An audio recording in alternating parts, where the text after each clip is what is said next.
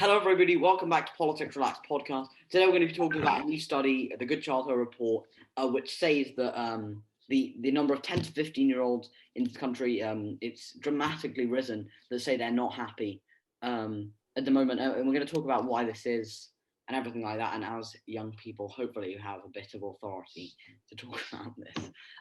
Does anybody want to start? Why do we think that the rise in young people being unhappy? If I'll get the statistic actually for you, it's gone from 173,000 2009 2010 to 306,000 in the UK. So that's quite a dramatic increase. And I would note that that's under a Conservative government. Does anybody want to start? And under austerity is the other thing. Yeah, so I'll start by talking about what I believe to be probably one of the primary reasons for this, and that's social media.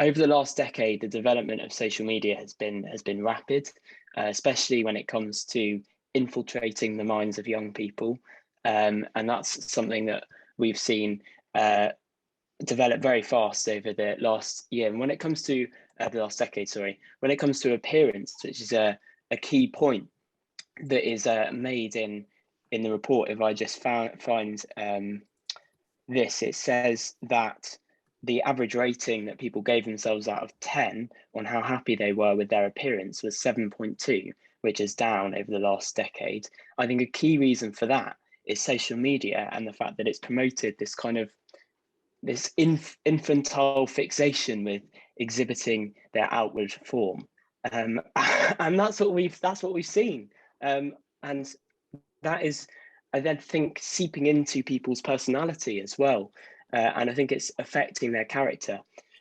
So also, I think another key point on social media for a second is it's promoted more online bullying. We're seeing that much more often.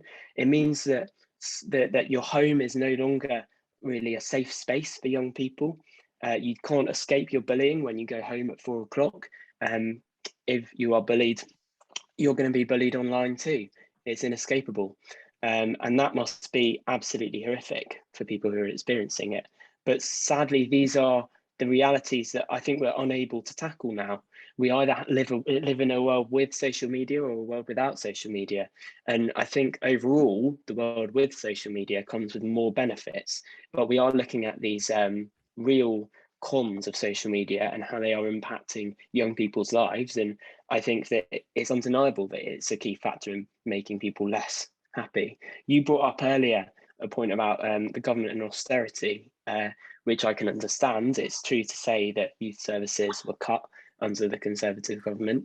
Of course, we could go into the whole austerity debate and why austerity was necessary at that time, or seemed to be necessary, and why the Conservative government were voted in and then voted in again to deliver that austerity.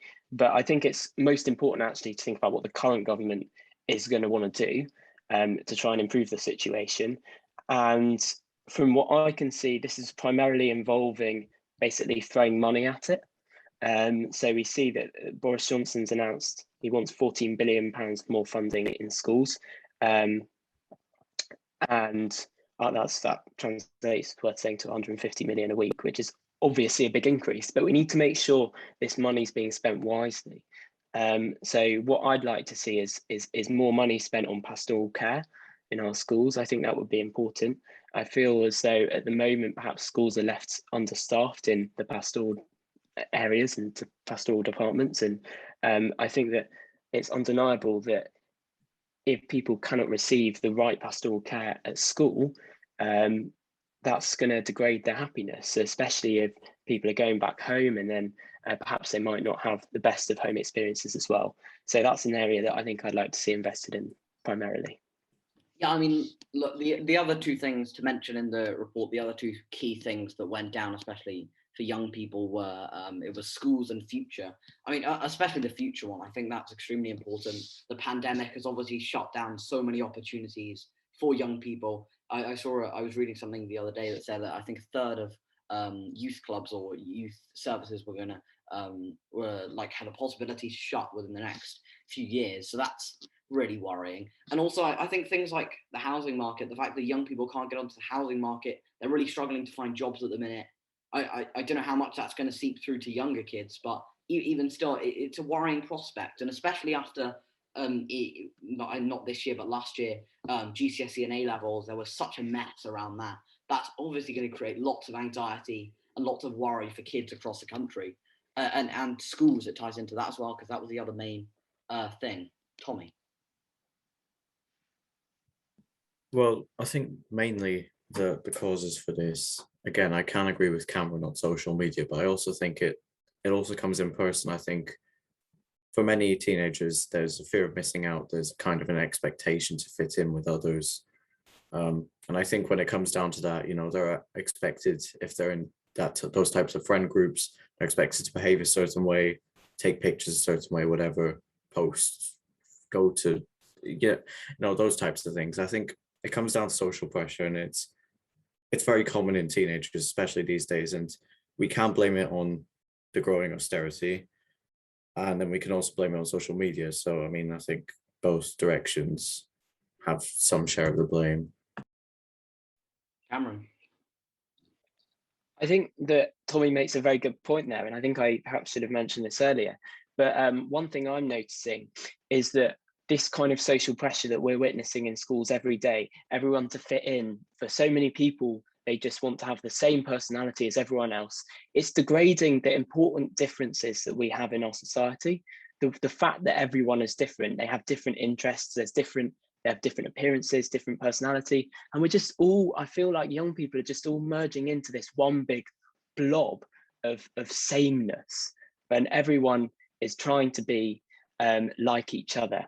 And I don't know whether this is a new thing or not, but from what I can see, it's particularly evident in the teenage years, when we see people trying to dress this in the same way as other teenagers so they can fit in. We see them try and behave, and people just changing their entire personality to try and fit in. And I don't think that can increase happiness. I think that can seriously degrade happiness. And one final thing I'd add onto this is we're talking a little bit about schools and about futures here, and we can see that those levels of happiness have gone down over the last decade as well. I think that to bring the point up again, another key reason here is technology and that development over time. I feel as though it's had an impact on young people, where it's meant that many young people have begun to lose focus on future careers, on their work at school.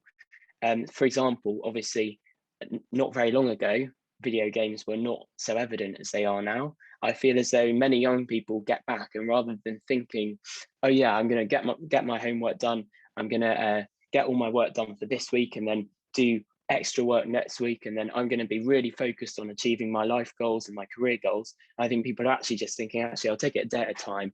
I'm here to sit back and relax while I'm at school, and I'll make sure that I get the work done in the last minute so that I can play some Xbox before that or whatever. I don't think that's an effective way of our young people growing up. And I think it's important that it's something that government and our schools can emphasize to young people. It's really important that to have the right mentality and to have the right attention to detail when you're talking about careers and hard work. And it's something that I think is missing at the moment, and it's a key factor.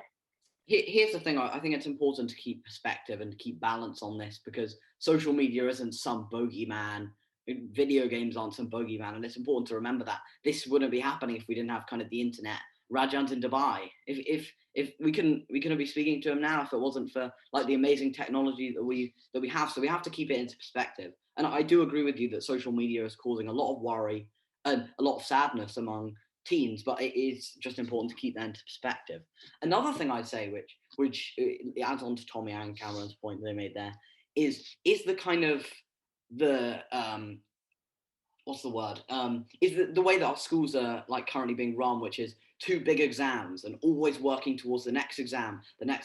Is that stifling our like kids' creativity and our creativity? I think it is, because we have so much emphasis on getting that 9 in GCSEs, or getting that A star in A levels, or getting to university. And instead of kind of letting kids enjoy their like childhood while we have it. And I just feel there's a lot of our schooling system is very geared towards these two big exams, and then even to university, and it's stifling the creativity of young people. Response, Raj. I think that the point you've made is actually quite true, and it's pretty much that comes down to the expectations of the government and our labour force, and possibly the goals of, I'd have to say capitalism, and the goals of a strong workforce, and that's why we do have the system that we currently have. Is it good mentally? No, probably not, because of course you've said that the pressures are so high, but these are probably the requirements of to keep our society going. But yeah, Felix. I just mentioned that we're one of the only countries that have two big exams. Most countries have. I mean, for example, Germany only has one exam. I think it's like 5. You take 5 subjects. Instead, we have GCSEs and then A levels. I think it's time that we start radically rethinking our education system, because realistically, there hasn't been a big change in over 100, 200 years in our education system. It's old-fashioned and it's stifling creativity. I think an investigation would be a really, really good idea to have a look at it. Cameron?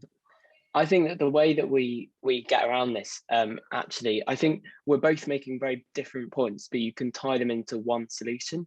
And I think that is to keep kids continually assessed over a longer period of time. Because I feel like the point I'm making, right, is that teenagers lose sight of their goal and their aim. And that, I think, stifles hard work. And your point is that the exams stifle creativity, which is also something I agree with. And I think that the way you can do this is by having lighter loads on students, but more frequently. And I think that the best way of doing this is by increasing, and I've always said this, increasing the importance and significance of coursework in our day-to-day lives at school, in the way that teachers can continually assess students. I think that's the right way of doing it, because that's the way to keep students on their toes, but it's also the way to remove the stress of big exam periods that we see at the moment. Yeah, so while I agree that I think teachers should be given more sort of power to decide on the students' grades, I think the pandemic sort of showed how teachers maybe can't always do that, and how there's different levels. It's very hard for teachers to categorically put people into grades, especially over the pandemic when they haven't really been seeing them. But I do think that the education system is sort of indicative of a wider problem, where in politics, young people's issues just aren't at the forefront. And I think it's mostly because young people can't vote. They don't have the clout that other people have. The government doesn't care about people who can't vote. And as long as the parents are happy and the kids are getting good grades and it's over by the time they're 18 and they move on to a new education system, I don't think that it's going to change for a very long time. I think it'd be quite a hard thing to change, because it would take so much effort and so much rethinking of the system. I don't think that our political system has the capabilities to do that at the moment. Yeah, and I mean, I agree with everything you said, and I don't think that, like, I think you're right. I mean, that our political system works in 4-year gaps. That's not enough to, like, change our current education system to make it something which is a lot better. And the fact is, there's this kind of notion in politics, especially at the minute, which is if it's not broke, don't fix it. And a lot of these systems are in place as which they're not like completely broken, but we see kind of things like this, which is kids are really unhappy at the minute, but there's no appetite to change it because it's not a broken system. And in a sense, it will probably never be a broken system until we get these kind of small lights through the cracks of kind of examining what the big problem is. But we haven't seen this problem yet. I just add, I think that GCSE should be like scrapped in their current format, because they're not particularly important to anything in your life. They're just kind of big exams that are causing a lot of stress for our young people, and then they don't even really hold that much value in the real world. Nobody's going to go when they're hiring and say, what did you get in your GCSEs? Oh, I'm not hiring you because of that. Like that doesn't really happen. And even A levels, to a sense, I mean, obviously they get you into university so that you can do even more exams. And it's like we need to change as well as kind of the systems around it. We need to change the culture around education and put more emphasis on creativity and like technology and things like that, which are going to be the big things in the future. And I think are also young people are much more likely to enjoy this. Thank you everybody for coming. Thank you for debating. Thank you very much for watching. Please subscribe and like. Thanks.